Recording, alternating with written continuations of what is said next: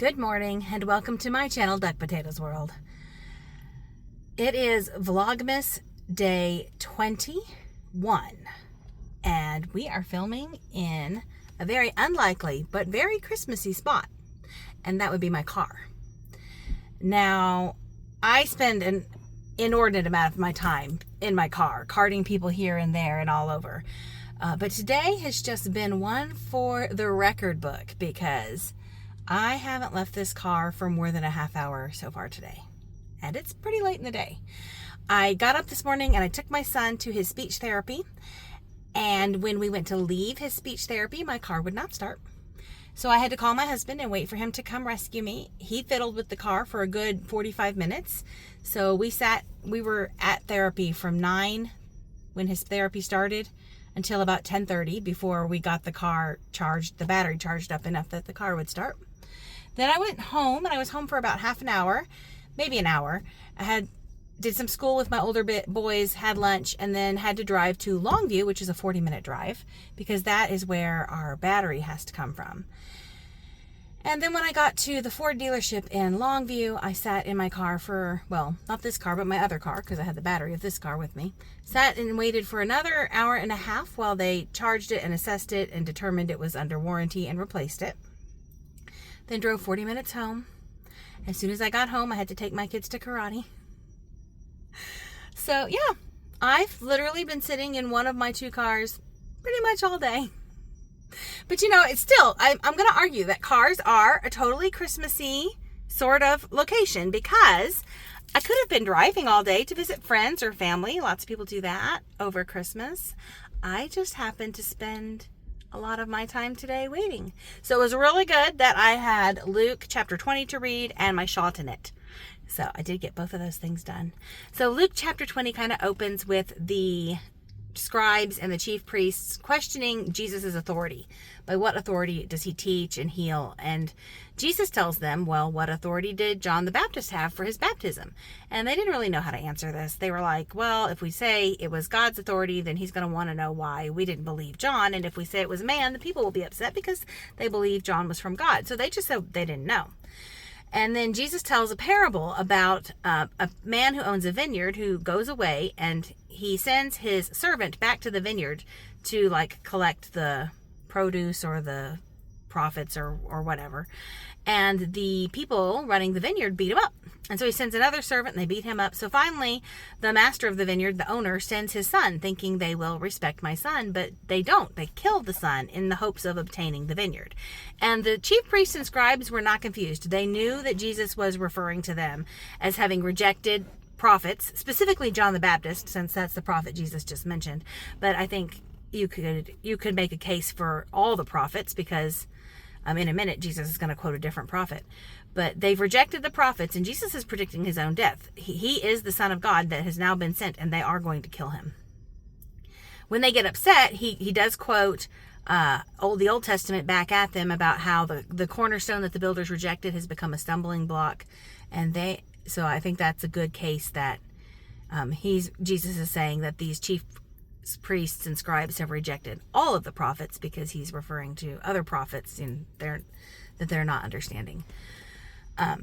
After that, I will have to look at my notes because I don't remember what came next. But I am really liking that I'm getting the hang of, or the idea of, looking at the parables and the stories, not as individual separate stories, but as big overall thoughts that go throughout the chapter or throughout the narrative. So my mom's comments have been really helpful getting me to think about it that way, but I was able to see, I understand now why Jesus says Luke has included the question of Jesus's authority and then followed it with a parable about authority. Trying to take a step back and get a bigger picture view of what's going on, which is really neat. Let's see. Cornerstone to crush. Yeah, we talked about that. Oh, and then after that, the chief priests and the scribes decide to start sending spies because they're really upset with Jesus at this point. Now, he's in Jerusalem. This is chapter 20 out of only 24 chapters, so we know Easter is coming. But they have officially started spying on Jesus, trying to catch him in blasphemy, which of course they're not going to be able to do, but they're going to try. Then we have the Sadducees. So the Sadducees did not believe in the resurrection. So they have a question they're going to try to trick Jesus with about whose wife a woman will be who was married to 7 brothers in succession, one after each died. And Jesus points out that she isn't going to be married to any of them in the afterlife because there is no marriage in the afterlife.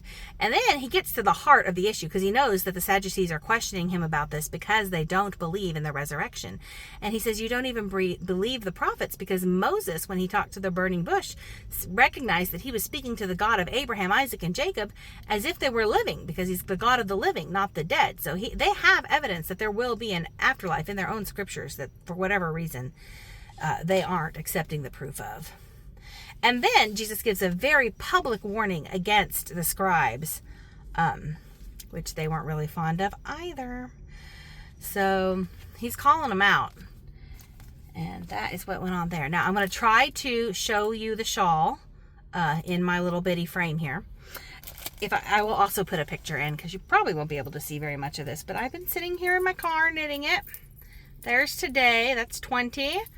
21, 22, I can't count because I'm not really sure what in the frame you're at, but I'll go through the whole shawl here, bringing up all the colors for you to see.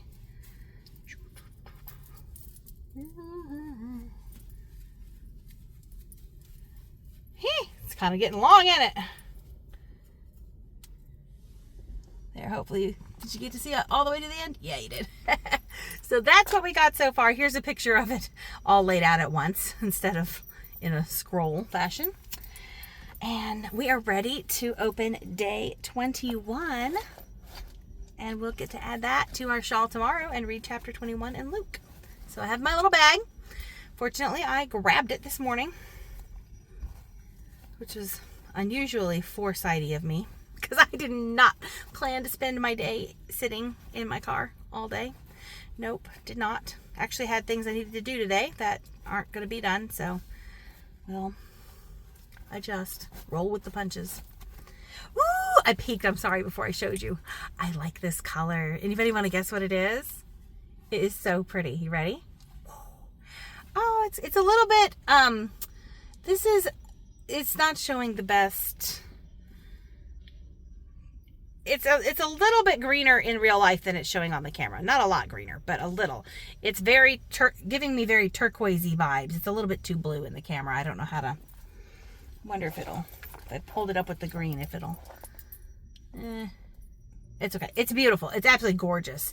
And there's a really pretty stitch marker. It looks like a some maybe gemstones in resin or something along those lines.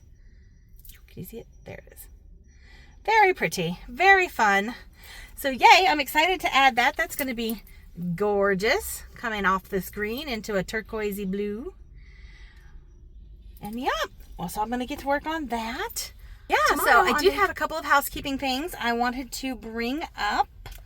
I wrote them down in all my waiting today. I had some time to think. Maybe I just needed some time to think. Who knows? So I had a few things I wanted to talk to you about.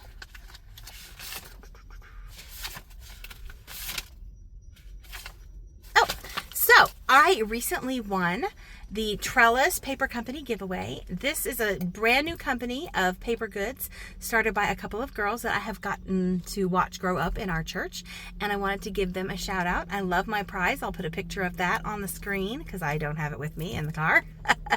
But yeah, I will also put a link to their website if you are looking for beautiful stationery. Definitely you could do a lot worse than to support these wonderful young ladies, and I'm excited about my win. If you are a reader and are interested, there is an interview with Kathleen Fuller. We talk about all kinds of things. We did this interview back in early December, I think maybe around the 3rd. We have a book to give away, and so far I only have like 3 comments on that video. So definitely go check that out. Comment. You will have a chance to win her latest book, So Into You. And last thing I wanted to plug is, if you have not pre-ordered your 2025 Hot Springs Fiber Company Advent Calendar, here is the QR code. Go check that out. There is a coupon code in the description box down below that will get you $25 off. So use my link, use my code, go pre-order your advent calendar for next year. And yeah, I think that's enough. I will see you guys again tomorrow for Vlogmas Day 22. Don't forget to read Luke chapter 21 today. And as always, have a very Merry Christmas.